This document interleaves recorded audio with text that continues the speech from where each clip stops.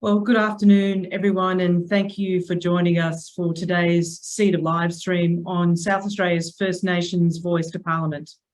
I'm Melinda Cilento, the CEO of CEDA, the Committee for Economic Development of Australia, and I'm really pleased to be joining you today and hosting this conversation today.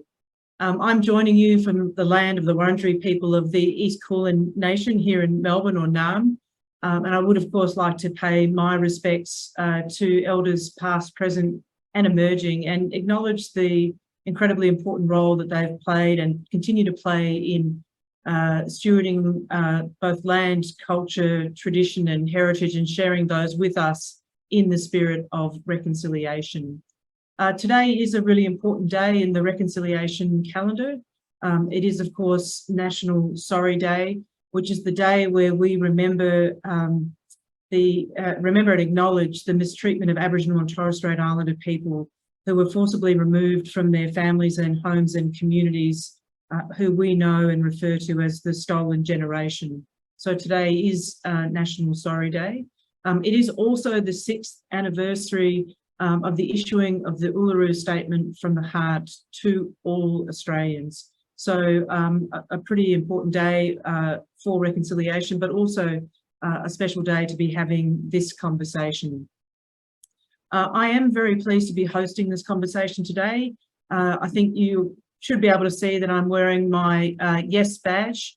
I and CEDA are supporters of a Voice to Parliament. I'm wearing my Yes badge really as a way of, one, demonstrating my support, but also to encourage conversation. So I wear it in the spirit of encouraging constructive dialogue and conversation around this really important issue.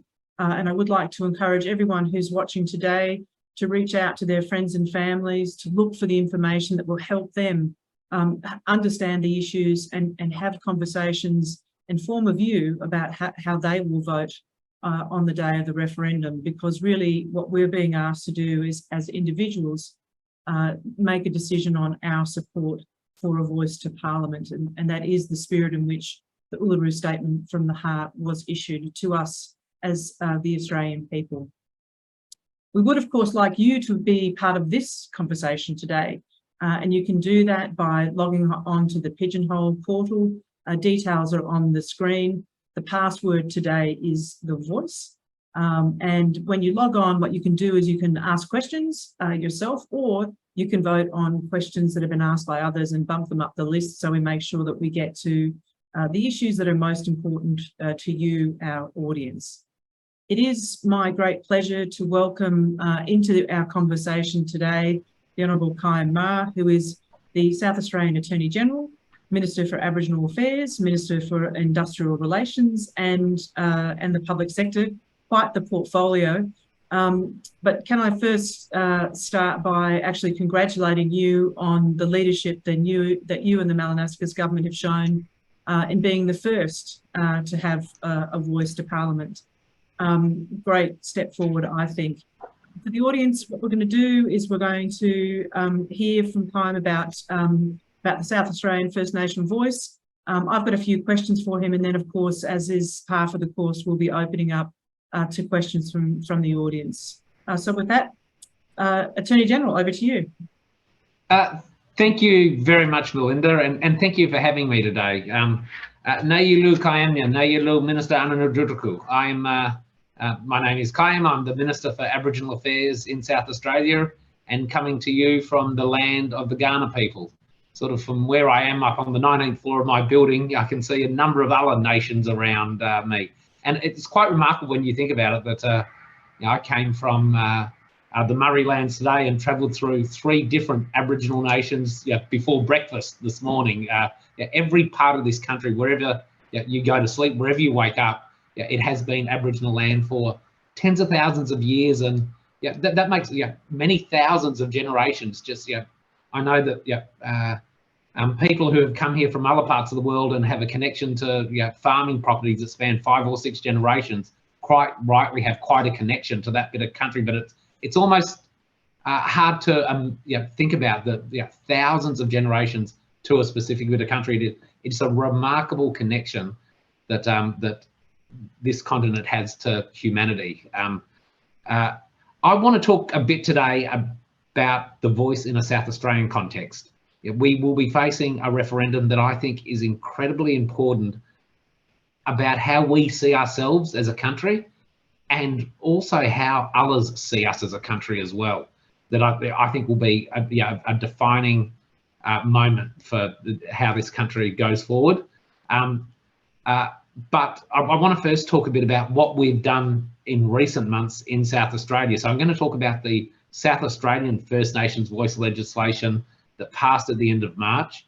I'll talk a bit about how that works, because I think it's instructive, and we are certainly keenly aware that what we've done here points to how something might look federally. And I think pretty much every week I'll talk to my federal colleague Linda Burney about what we've been developing and now passed in South Australia, how that might serve as an example, but also as a building block for a federal voice. But before I talk about how it actually works in SA and its federal implications, I might do a bit of the why and the how. We did this in South Australia.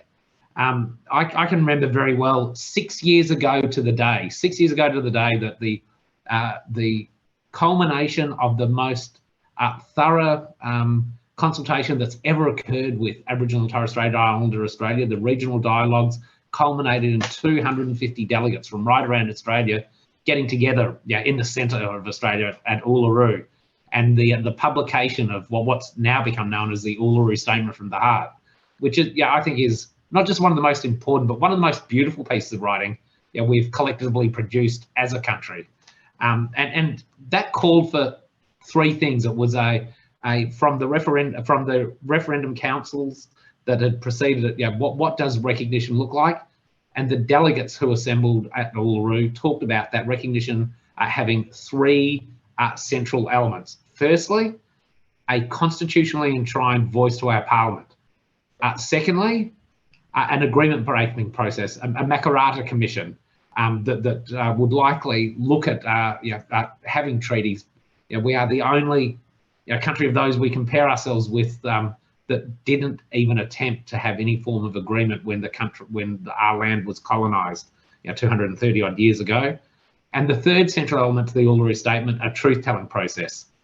6 years ago in 2017, the Uluru Statement, to the day the Uluru Statement was published. And I can remember being on Yonaril country in East Arnhem Land a couple of months after that for the Garma Festival, sort of the biggest and most well-attended policy and cultural festival in Aboriginal affairs that happens each year in Australia. And there was such levels of optimism, you can almost feel it. Cut the optimism and with a knife almost. I wasn't around in 1967, but I sort of imagined that might have been the feeling before that referendum in 1967 that occurred 56 years ago tomorrow, that enjoyed not more than 90% support of Australians to recognise and count Aboriginal people as part of our population. And the Aboriginal Australia had been asked, what are the next steps forward? Aboriginal Australia answered with the delegates at Uluru with the Uluru Statement and voice treaty truth. And unfortunately, we didn't take up that invitation as a nation. I can distinctly remember after the 2019 federal election when my side of politics, the Federal Labor Party under Bill Shorten, took a commitment to the full implementation of the Uluru Statement to an election, and that election not having been won, sitting down and talking with Peter Malinauskas, who's now the Premier of South Australia, then opposition leader, and just talking amongst the two of us about what a lost opportunity it was for this country that we weren't going to embrace the Uluru Statement. And we decided then as a state, a subnational government in opposition, that if we were elected, we'd implement a state-based version, that it was too important to wait for a federal government of either persuasion to implement the Uluru Statement, that if we were elected in the March 2022 South Australian state election, we'd implement the Uluru Statement. And that's what occurred, and we got on very as quickly as we could to look to doing that. And we reasonably saw, as I think most people who were involved in the lead up at Uluru and afterwards in terms of sequencing, that voice is a logical starting point of those three parts of the Uluru Statement, that voice can help inform the process of treaty and truth. So we started working on the voice component. I had a number of rounds of consultation. I think probably for South Australia, the most thorough consultation that a government's done with the South Australian Aboriginal and Torres Strait Islander community. And on the 26th of March, the extensive consultation processes culminated in a special Sunday morning sitting of our state parliament. We sort of closed off the road outside Parliament. The governor came over from Government House, and after the parliamentary proceedings were broadcast on big screens to thousands of people who'd gathered to watch the passing of our bill, the governor signed it there and then into effect with dozens of Aboriginal elders gathered on the steps of Parliament to witness that. And we think it's a fundamentally important change for what we do as a government in South Australia, as I think it will be when we have a referendum, a fundamentally important change for how government does things, particularly policy for Aboriginal and Torres Strait Islanders federally. I guess at its heart, and what our voice seeks to do and what a Commonwealth voice seeks to do, I think can be really simply summed up with, it allows Aboriginal people to have more of a say in the decisions that affect their lives. It really is that simple.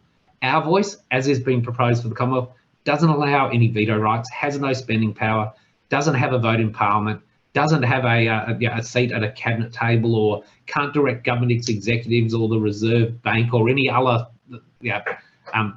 part of the government or civil society. It's an advisory body that quite simply makes sure Aboriginal voices are heard in an amplified way that they haven't before. I've been working in and out of Aboriginal affairs most of my working life, and I am absolutely convinced, there is evidence to back it up, that the sorts of services that governments provide, the sorts of policy decisions that government make in Aboriginal affairs and service for Aboriginal people are better when those decisions are informed with Aboriginal people as part of the decision-making process. And that is essentially what our voice seeks to do and what a federal voice would seek to do. At a sort of nuts and bolts level, we will have an election on the 9th of September, where Aboriginal and Torres Strait Islander people in South Australia will get to vote in 6 regions across South Australia and elect a series of 6 local voices. Each of those 6 local voices will choose 2 presiding members who will run the meetings for the local voices, but those 2 presiding members from each of the 6 voices will form the statewide, South Australian statewide First Nations voice. And it's those 12 members on the statewide voice that have a legislated role to have their voices heard, not just with Parliament, but with the executive, as is being proposed federally. So representatives of that statewide voice will have a legislative ability for a once a year speech to a joint sitting of both houses of state parliament. They have an ability to provide reports to the parliament at any time they wish that the minister, which would be me, has to respond to about what they're doing about what the issues in the report. And they have an ability to speak to the parliament on any legislation that comes before the parliament that they think is of interest to Aboriginal and Torres Strait Islander people. So that's an ability to speak once in either the Legislative Council or the lower house or the House Assembly, but not both, on any piece of legislation that comes before the parliament. Not an ability to block, obstruct, to delay, to amend, but an ability to have the voices heard about what the views is on each bit of legislation. And in terms of the interaction with the executive, legislatively there is a requirement that Cabinet of the South Australian Government meet with representatives of the statewide voice twice a year, and that the group of chief executives of South Australian Government departments meet with representatives of the voice twice a year. And finally, there's, I guess, sort of people will be familiar with the federal estimates process, a version of that where one day a year, representatives of the statewide voice get to choose which ministers, which heads of departments they want to talk to during the course of that day to answer questions about how money's being spent for the benefit of Aboriginal people or how policies are being implemented. So, none of this allows a veto, none of it compels government to actually implement what's being said, but there is that sort of political and moral force, I think, that will, I very strongly believe, lead to better decisions. Myself and my ministerial colleagues in South Australia, when we depart from what the voice is suggesting about important policy areas, whether they be health or education, child protection, justice, I think there will be an expectation that certainly with the electorate, we'll have to explain ourselves when we depart from strong advice that's given. So and not just that, but it's the effect of not my government and all governments that follow are going to have that in the forefront of the mind when you're making decisions that significantly affect Aboriginal people. You now have an incentive to consult with the voice in the lead up to making those decisions. So I suspect elements of what we've put in place in South Australia will be adopted in a federal system. You've looked at there have been design principles released, and much of what we're doing here, I suspect will find its way, should the referendum be successful in terms of the legislation that will have to go to Parliament after that. But also I think too there is a very good chance and a likelihood that what we've done in South Australia will be replicated by other jurisdictions in some way, and that those state bodies may form the building blocks of a federal voice. It probably would make a lot of sense to have elections for state Aboriginal voice bodies and then replicate those elections for a federal one. And certainly that's been the discussions with my federal counterpart, that what we're doing here is a good prospect of being a building block and feeding into a federal voice. So that's sort of what we've done in SA, why we've done it, how it looks, and I'm, as I say, I'm having spent most of my adult life working this area, I'm absolutely convinced this will have significant impacts in what we do as a state government, and I'm certain as well it will have that same translation into what we do as a federal government, and that's important. We all of us will see, and I'm sure many people on this hookup will have been involved in these sorts of policy areas, and we see every year the Closing the Gap reports tabled showing little, sometimes no, sometimes metrics going backwards in all areas that affect life and well-being. And there's one statistic in South Australia that I think more than anything else brings together the magnitude of the challenge and the need we need to do something different, recognising that governments of all political persuasions just haven't got it right in the past. And that's if you're a man born in the Anangu Pinjarra Yunkanjarra lands in the far north of South Australia today, you have an average life expectancy of 48 years. In a state and a country as prosperous as ours, that is just a shameful statistic that points to all the failures over decades in so many policy areas for Aboriginal people. And this is one way that we can collectively as a nation, when we come to vote at a referendum, probably in October or November, we can start to address that.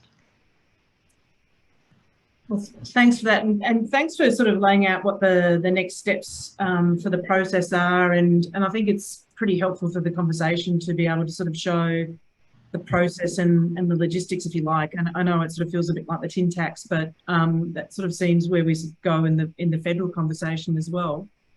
I know you've sort of addressed this, but I wouldn't mind just spending a little bit more time on the benefits that you think are going to flow from this, because for anyone who's spent any time looking at policies that relate to improving the lives and well-being and enabling greater opportunity for Aboriginal and Torres Strait Islander people, it's really clear that we just haven't done well. I mean, this, in many cases, just been an abject failure. And you talked about life expectancies.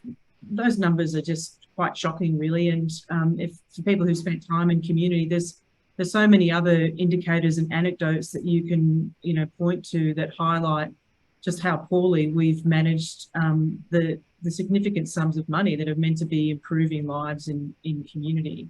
But it seems to be a sticking point in the public narrative at the moment, that an argument that why spend all this time and money and energy on a referendum and another set of processes when that could better be directed to communities on the ground.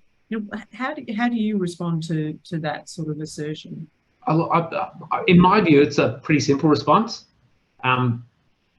Because of the very statistics we see every year, it hasn't worked. By not spending money on having a referendum and establishing a voice, if the alternative proposition is put that money directly into services, to what end? I don't think anyone on any side of the political spectrum would ever argue that governments of all persuasions have got it right. And one of the big failures is that lack of consultation, that lack of understanding what is needed. In every area of government, child protection, for instance, it's only in recent times that we've instituted Aboriginal placement principles in our the child protection system in South Australia. When a child is removed from their family, recognising there are principles, if it's an Aboriginal child, should be in place to look at if there's someone who can care for that out of to keep that connection to Aboriginal culture. We know children do better. There is evidence for that, but it's taken so long to recognise that, and that is what you find over and over again in nearly every policy area. That sure, put more money in, but if you put more money in using the same principles, using the same sort of we know what's best for Aboriginal people, you're going to continue to get the same results.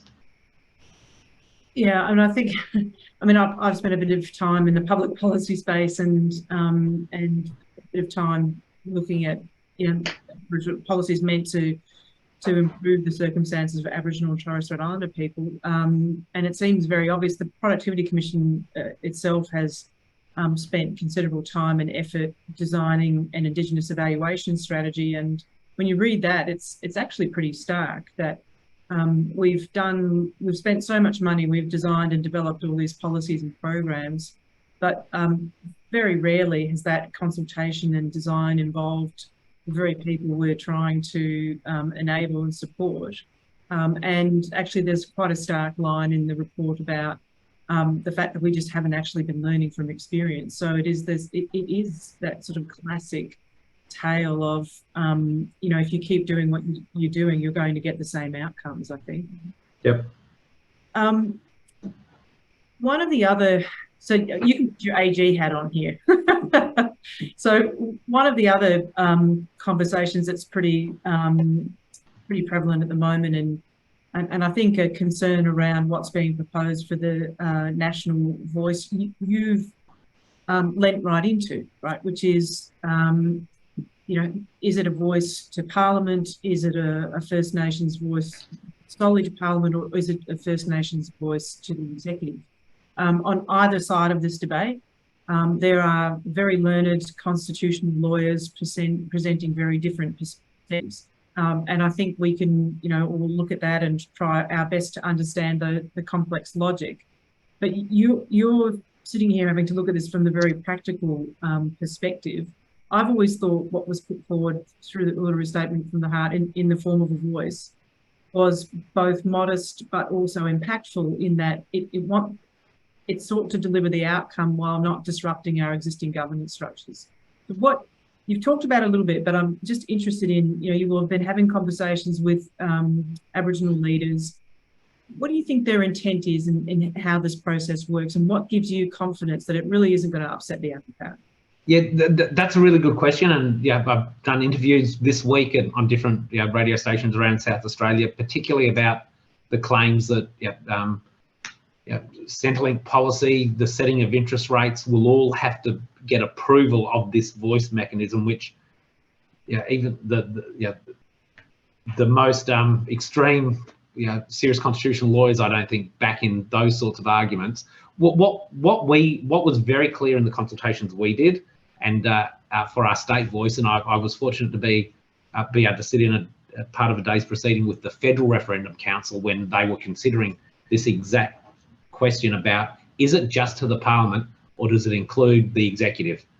It was very clear from our consultations, I think that's reflected in those who are on the Federal Referendum Council, that whilst a voice a voice that can be heard by the Parliament is important, that's often at the end of decision-making processes.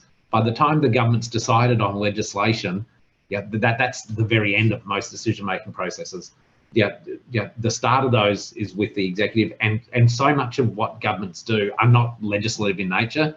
They're programs, they're policies, they're services. So that voice to the government, not just to the Parliament, was seen as extraordinarily important in our consultations, and that is reflected in the federal consultations, and that's reflected in the proposed new section 129 of the Australian Constitution that allows representations to the Parliament and to the executive government of the Commonwealth. I was a couple of nights ago in a forum that had, I can't remember exactly what it's called, the South Australian chapter of the Australian Constitutional Lawyers Association. Had some both in the public sector and private barristers and academics. A room full of the leading constitutional minds in South Australia. And one question was asked as part of that forum: what do people foresee as a realistic court action? What sort of judicial review might end up in the High Court as a result of the wording from the new Section 129 of the Constitution? There was about half a minute of silence before a few people said, well, arguably you could try this. It wouldn't be very likely to succeed. It is a modest ask, and I think overwhelmingly and there'll always be debate. That's the nature of lawyers, and I'm a former lawyer, so I put myself in that category. There'll always be debate with lawyers about what the outer realms of possibilities are in terms of the possibility of judicial review or challenging legislation, but overwhelmingly the experts I've talked to see it as a pretty big stretch that that the voice will have some sort of right to have, or members of the voice or other people even have standing, let alone a successful application to the High Court to say that their views have to be implemented by government, as has been suggested by some people. And it should also be remembered that the proposed Part 3 of the new Section 129 of the Constitution makes it very clear that Parliament shall have power to make the laws with respect to matters relating to the voice, including its composition, functions, powers and procedures.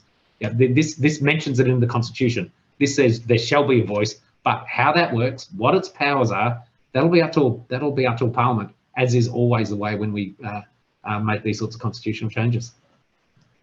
I think that a couple of points there that are just really worth highlighting. One being that there is so much that impacts community, and quite frankly, I've sat in a room where someone reminded me that Aboriginal and Torres Strait Islander people and communities are the ones whose lives are most interrupted, if you like, by government, and there's just so much that is done to them, and a lot of that is through policy, and it does involve engaging with the executive arm.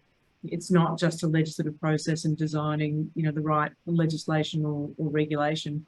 The other thing which I think that sits within your comments so nicely is when you go back and have a look at the Uluru Statement from the Heart, it was very carefully crafted. So there is nothing in there that doesn't have a very specific intent and purpose. And I think everyone who was involved in the consultations and the writing of the statement understand well how hard it is to change things and to have referendums succeed. And so you don't ask for anything that you don't think is important. If I could put it that way. That's very right, Melinda. We've had 44 questions in referendum since the Federation in 1901. 8 of the 44 questions have been successful. It is that double majority, majority across the country and a majority of states voting yes. It's not an easy thing to do. So the Uluru Statement, I think, was in the respect of the voice and pretty much and everything else. It talked about the dual nature of sovereignty now in this country. It recognised where we are now and was modest in its ask to gain acceptance. I think it was a very, very well crafted piece of writing. For the benefit of the audience who have sort of given me some questions now, I thought what I'd do is bundle up some of the questions that relate specifically to what's going on in South Australia, and a bit more detail around the South Australian First Nations voice. And then there's some broader overarching questions that I'll put towards the end of our conversation, just so you understand how I'm going to try to navigate your questions. So there's a question around the eligibility criteria for people who will be nominated to serve representing the voice. Anything you can add on that? I can, because this was something that was there was a lot of consultation on, a lot of views put forward in the South Australian Aboriginal community. So the qualifications to nominate and stand for our voice elections, which will occur in September of this year, and also to vote when it comes to voting, the you have to be on the electoral roll in South Australia, so yeah, that has residency requirements in SA, and you have to. We've replicated the test that was originated in the Mabo number 2 case in 1992, handed down, I think, 8 days from today, back in 1992. The 3-part test that's been accepted is generally used for a whole lot of different things, including by Commonwealth and state governments. That is, that you identify as an Aboriginal person, you are a descent of Aboriginal people in Australia, and you're accepted by your community as such. So that to be able to nominate or vote, it's that same sort of tripartite test that's been very commonly used since 1990, the Mabo decision. And so they're elected, and for how long is the term? So the first election will be on September 9th, with pre-polling for a couple of weeks before that, and the first term will be 2.5 years. After this first election, the elections for the voice will be held simultaneously with state elections. So the first one will be for about a 2.5 year term, but after that it will be a 4-year fixed term, and the elections being held on the same day as South Australian state elections. And the other question that's come through around the South Australian process is around enshrinement in your constitution. Really good question. Yes, it is enshrined in our constitution.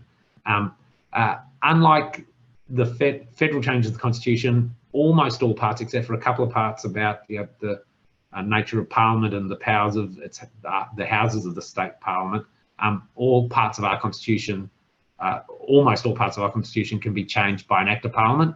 So when the First Nations Voice Act passed the Parliament in March of this year, one of the things it did was amend our Constitution Act, the South Australian Constitution, to recognise the voice in our constitution.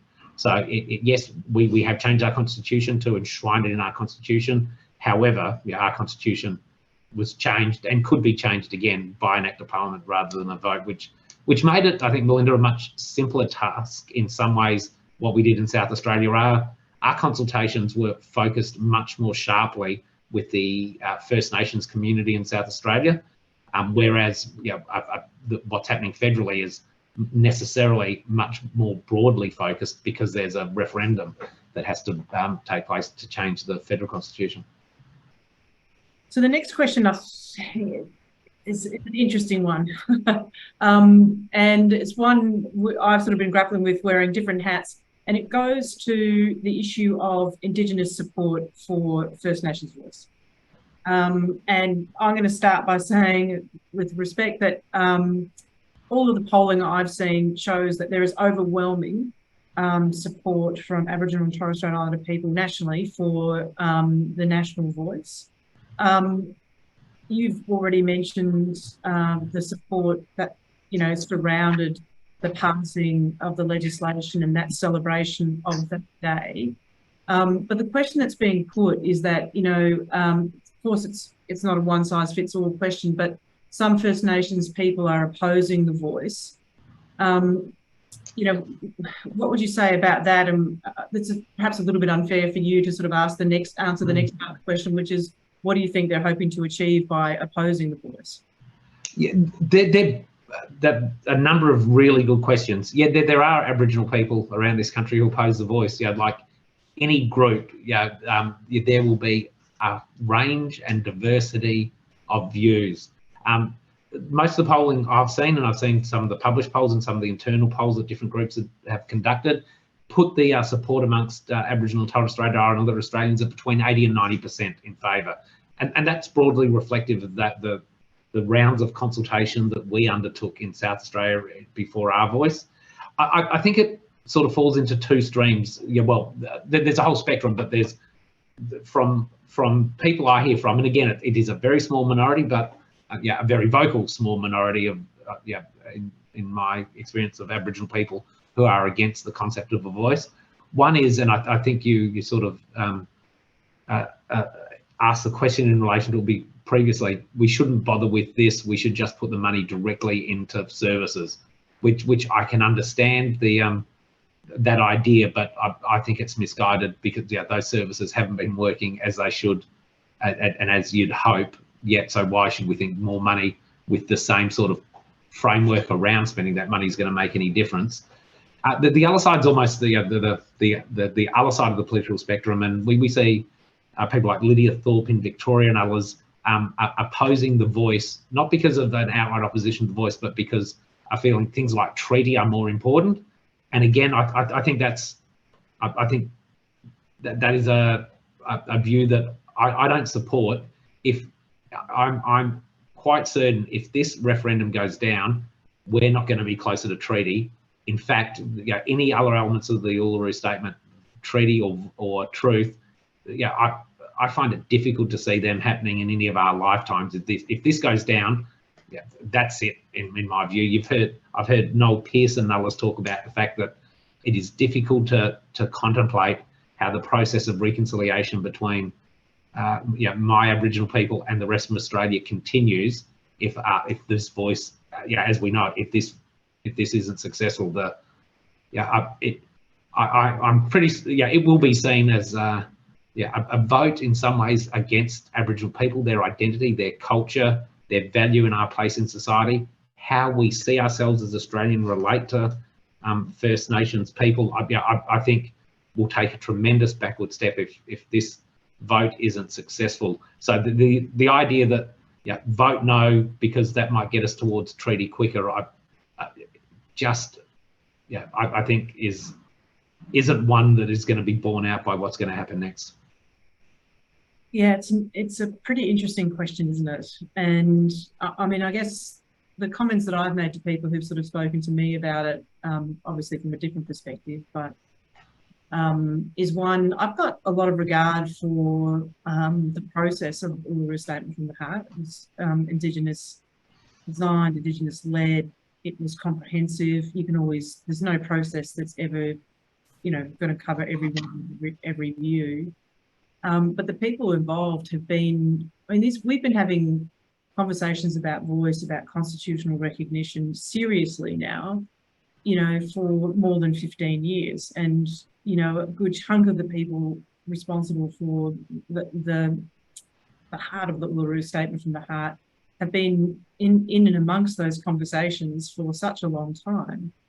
And so it's very deliberate, the order that was landed upon and put to the people. And so I think it's very consistent with the arguments or the perspective you were just putting. Can I ask be really frank here and say one of the things that for non-Indigenous people that people have spoken to me about that they're struggling with is that they feel they're challenged by the lack of complete support, and they're not sure how to sort of emphatically say yes when they know that there may be groups of people that they know who are opposed. And so I'm just interested in your perspectives on that. Well, if that was put to me, I'd challenge those with that view. Is that the same test they apply to everything else that happens in life, or in a policy sense, that they wouldn't support something unless there was complete unanimity and support? I don't think that's the case, and that goes to, I think, I think it's problematic to expect Aboriginal people to be one homogenous people with one uniform view. No, we don't expect that from any other part of our society, and if you expect 100% complete support over something from Aboriginal people, then you've got to expect contemplate 100% support for any proposal that puts put forward, and that just doesn't happen. The Aboriginal communities, like any other part, and like our society as a whole, there will be a range of views, but overwhelmingly, Aboriginal people are in favour of the voice. Polls reflect that. Well, one interesting reflection, Melinda, during our process for a state voice, there were Aboriginal leaders in places like Port Augusta who were against the voice, for that sort of range of a spectrum of reasons I mentioned before, not in favour of a voice, partook in our consultations about a state voice, and by the end of it was standing on the steps of Parliament when we passed the legislation back in March. There will always be, in any segment of community, a range of views, and I don't think people would expect it in any other area, and shouldn't expect a uniform, homogenous view in this. I mean, I think the other thing that's sort of worth kind of circling back to a little bit is the comment that you made before about, Parliament is overseeing this, right? It's not like this is necessarily, the first formation of it or iteration of it is going to be what it is in 100 years' time. There will be capacity to sort of, learn on the way through. People who are involved in the process are going to engage and learn how to engage differently. And so I think that's also sort of just worth perhaps reflecting on a little bit as well, that the point about putting it in the Constitution is that it stays and you have a commitment to consistently and sustainably, hear the perspectives and the voice. But it doesn't mean that the initial structure isn't going to evolve over time in the same way that everything else that's legislated and, grows and adapts to be, hopefully more effective over time.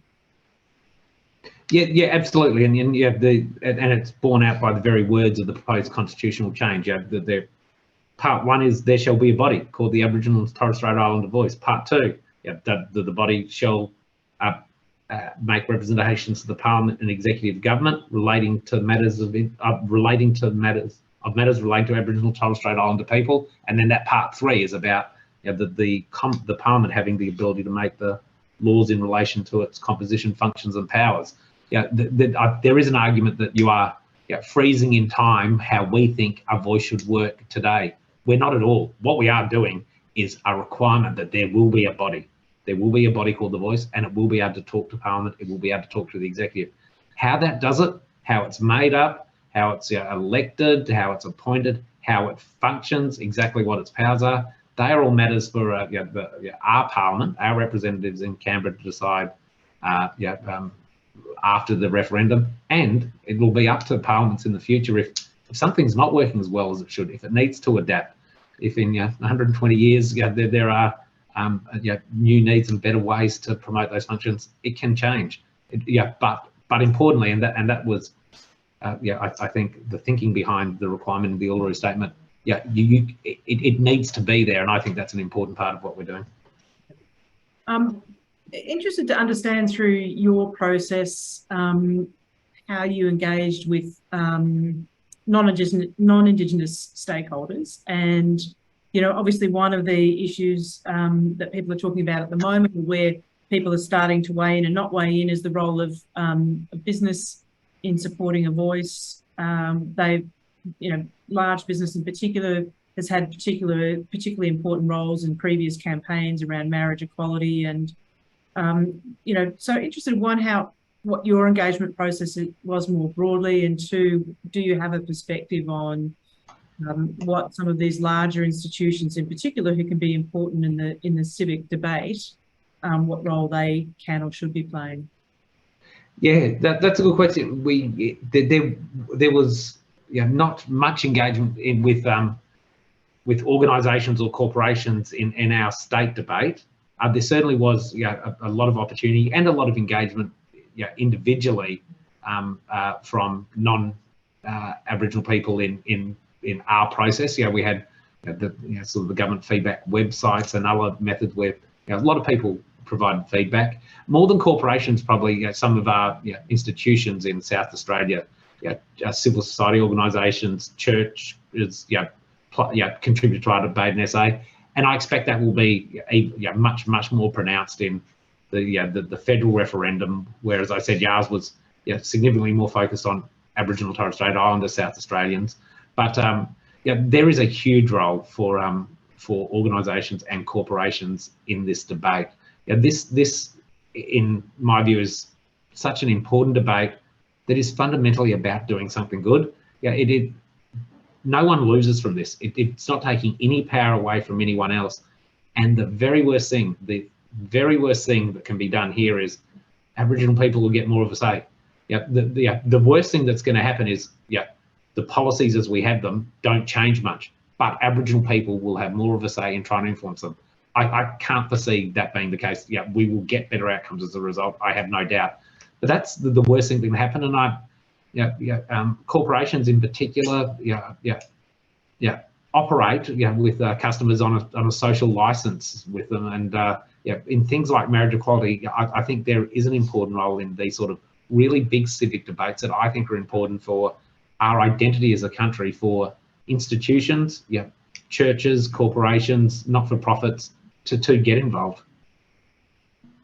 Yeah, I think I was reflecting on this question from a slightly longer term time horizon, and after the apology to the stolen generation, it was really interesting for me to observe the response of business to that and to the then Prime Minister around really, I think, putting the opportunities and well-being of Aboriginal and Torres Strait Islander people communities square on the national agenda.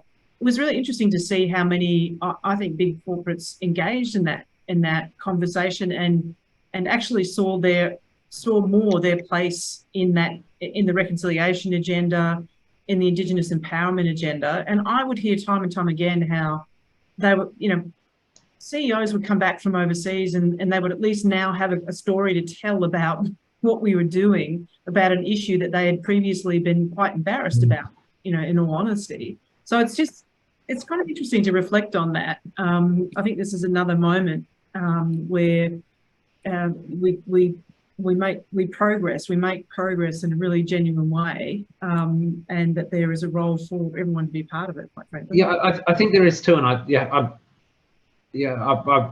think that in decades to come, when those who write history books look back on where we are now, it will be, I suspect, completely uncontroversial that that this ought to have been something that we decided and voted a yes to, and I think I suspect there will be those whether they're corporate entities or groups or individuals who are making no cases now, who in decades to come will reflect on that and maybe be disappointed in not being on the right side of something that is historically so important.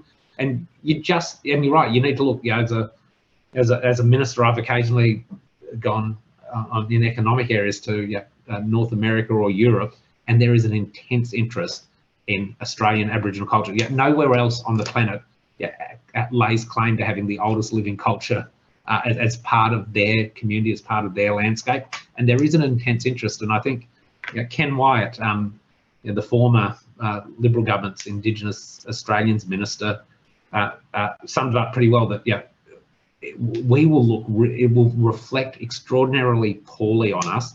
And I think he even said, others from outside will see us as a racist country if we vote no.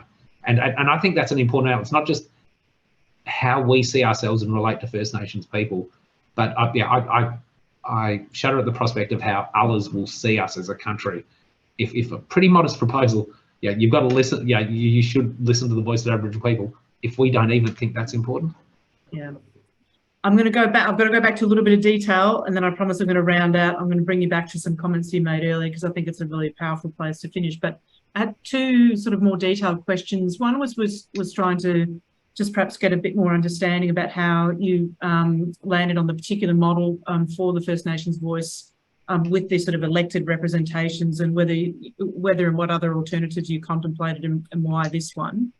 And then the second question was about whether you've got any insights in terms of what Queensland's up to and how it aligns with what you've done, and whether or not you're sort of in their ear a little bit. That's my question. No, two good questions. In terms of our model, it was driven by the consultations we undertook. There were a number of different models that we appointed a person, Dale Aegis, as our Commissioner for First Nations Voice, who oversaw that consultation with the Aboriginal community, and did two huge roadshows right across South Australia. And the first round of consultation asked, how would it look? And there were some views that the model shouldn't be directly elected. It should, say, be made up of appointments from each of the native title groups in South Australia, or from different Aboriginal community controlled organisations.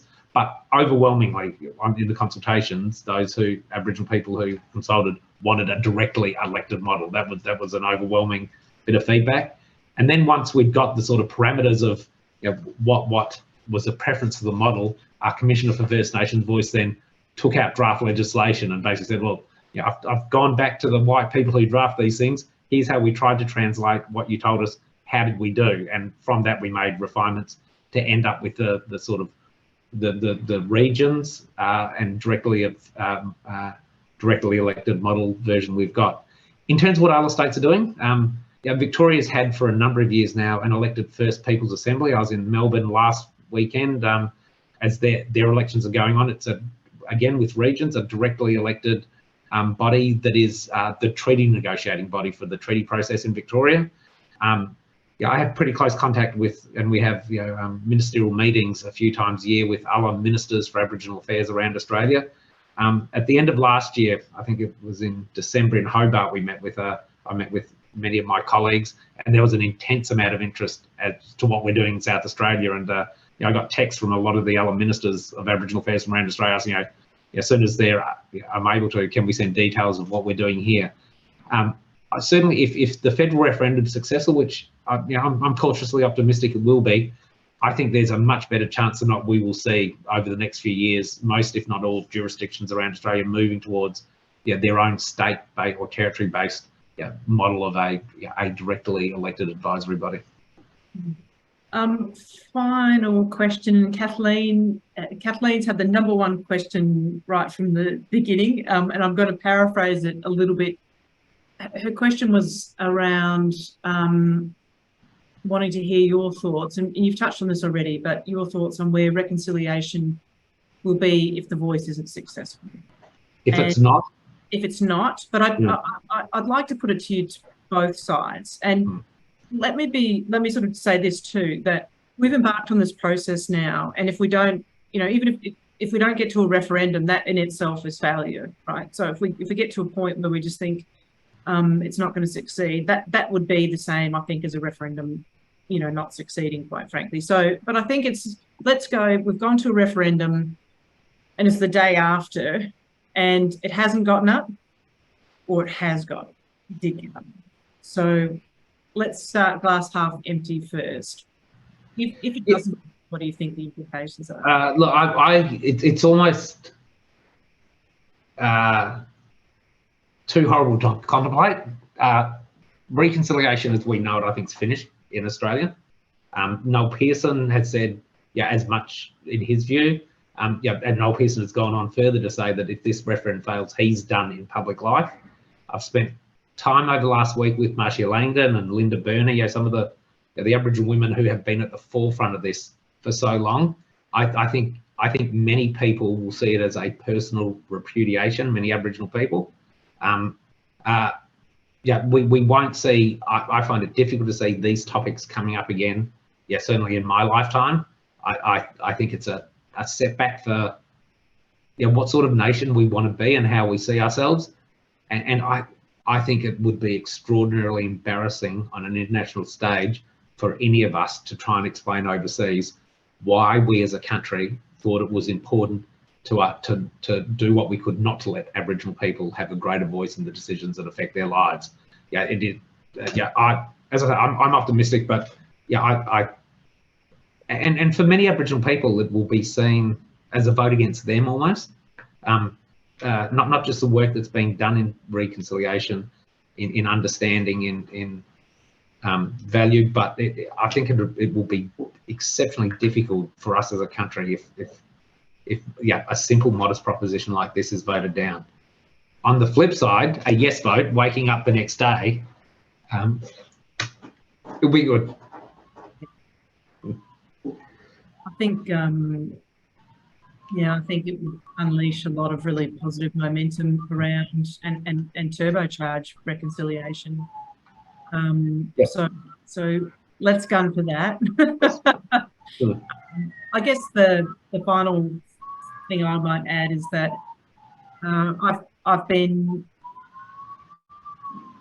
around these conversations for a long time, and I think I sort of owe it to all of my Indigenous colleagues and friends to acknowledge the patience and persistence and their just continual engagement on these issues for years and years and years and years, and to come out the end of all that and to put on the table a request to walk with them, that, and a request that, as we said before, is modest, and seeks to work within our governance structures and seeks to bring the rest of Australia along with this aspiration, I think is really generous. And I think the time and energy that people contribute is incredibly generous. And I think it's, you know, a real act of courage to once again ask the people of Australia to walk with them. And I do hope that that we honour that.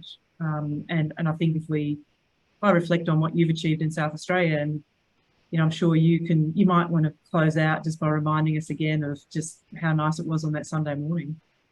Yeah, it was. I reckon it was the best day in my working life on a cold Sunday morning on the 26th of March.